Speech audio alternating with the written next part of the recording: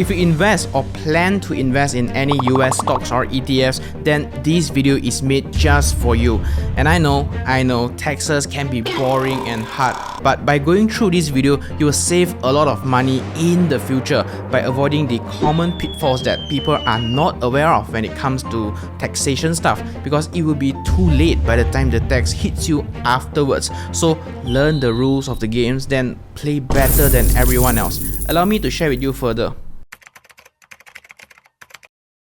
First up, before we even talk about any particular tax, you need to figure out your tax residency status, because how you will be taxed is based on who you are. You'll see why in a bit. Now, if you're a US citizen or a resident who holds a green card, you will be paying tax as US citizens and residents. There is also another group of people who fall under this category, such as those that have passed the substantial presence test, which means you are physically present in the United States or the US for at least 31 days during the current year, and also for 183 days during the 3-year period that includes the current year and the 2 years immediately before that. But don't worry about that if it confuses you, because for our discussion today, I'll make it very simple for you. We'll just focus on non-resident aliens, or NRAs for short, which refers to someone who is not a US citizen and doesn't hold a green card and hasn't even passed the substantial presence test. And I'm sure you must have signed off or seen this Form W8 band when you sign up for any stock brokerage account, or you will when you sign up for one later on. And that's basically a form that is used to confirm your tax status as a non-resident alien. So if you don't live in the US and are just another investor that happens to invest in the best stock market in the world, like me, then you are in the right place. Alright, so as an international investor, basically there are 3 important taxes to keep in mind when you invest in the US market. The first one will be the Dividend Withholding Tax. Basically, this is a tax imposed on dividends paid by US corporations to non-resident aliens, and the tax is deducted at the source. So you will have already paid the tax even before you receive the dividends. And generally, withholding tax on individuals is collected at 30%, and that is not a small amount, which is why I personally don't really fancy any US companies or ETFs that pay dividends, because part of the return will just go into paying these tax, and when you compound that over time, that's a lot of money. Here's an example. You buy a stock in the US market that pays dividends, say Apple stock, and they are say paying $100 as cash dividends in that quarter. But from that $100, $30 will be withheld as tax, and you, the non-resident alien, will only receive the remaining $70. And before you ask, there is nothing you need to do, because most established brokers will handle this withholding process for you. And that's precisely the reason why I always recommend interactive brokers, because they will handle all of the taxations involved and the process for me, and there's really zero worry and really zero intervention required from my side, except for filling up some of the tax forms, which is very standard when you register for an investment account. Plus, they also come with an extremely cheap brokerage package where you only need to pay just 35 cents each trade.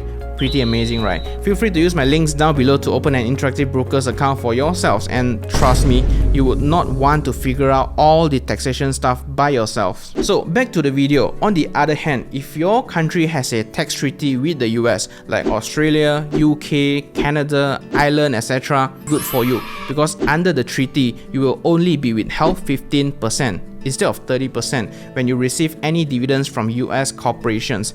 And of course, this 15% rate is not the same for all countries with the treaty. Some country can be 10%, some can be 20%. The point is, it differs from country to country. I have the list of the countries that enjoy tax treaties here, so feel free to pause this for a moment to check if your country is on the list. For Malaysians and Singaporeans, unfortunately, there are no tax treaty with the US, so no discount for us.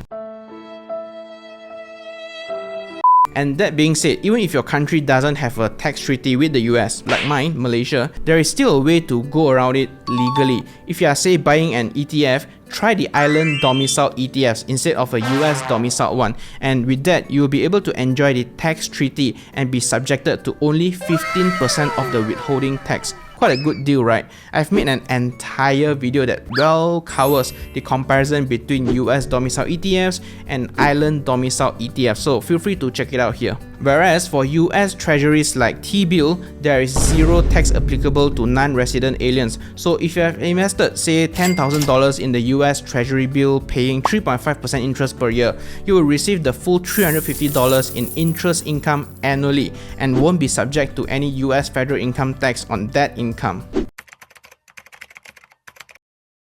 The second tax that you should be concerned about, which is a tax that haunts a lot of the US residents, is none other than the capital gains tax. And ladies and gentlemen, boys and girls, you will like what you are going to hear next. Non-resident aliens like you and I are generally not subject to US capital gains tax on the sale of stocks, ETFs, bonds, or just any other securities issued by US companies.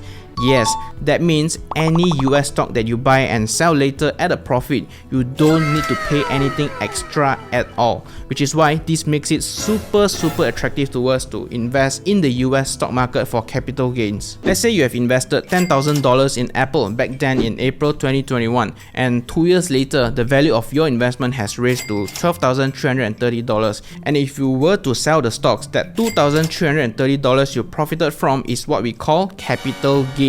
And since there's zero capital gains tax, it's all yours.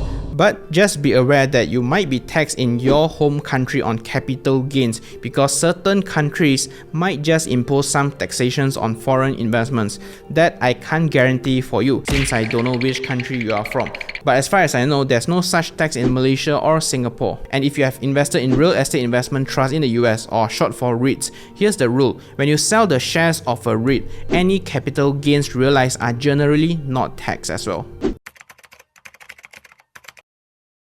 Now, the last but not least important tax you need to know is the estate tax. Generally, the US imposes estate tax on the transfer of assets at death, which means when you touchwood pass away, a portion of your US investment could be subject to taxation. And for non-resident aliens like us, the estate tax applies only to your assets that are in the US, which include US stocks and securities, real estate, and any tangible personal property. And I know no one likes it, but if you could use some good news, there is a 60,000 estate tax exemption applicable to the non-resident aliens, which means anything less than that you can keep for your loved ones. So if upon death you have say more than $60,000 worth of assets in the US, you are again subjected to estate and gift tax rates ranging from 18 to 40%. So in order to minimize the estate tax, one of the possible solutions that I found online is to reduce your US situated assets by gifting. So this is the deal. By transferring assets like stocks, bonds, house, NFT or cryptocurrency to your heirs or beneficiaries while you are still alive, you can reduce the value of your US situated assets subject to estate tax. And remember the $60,000 exemption?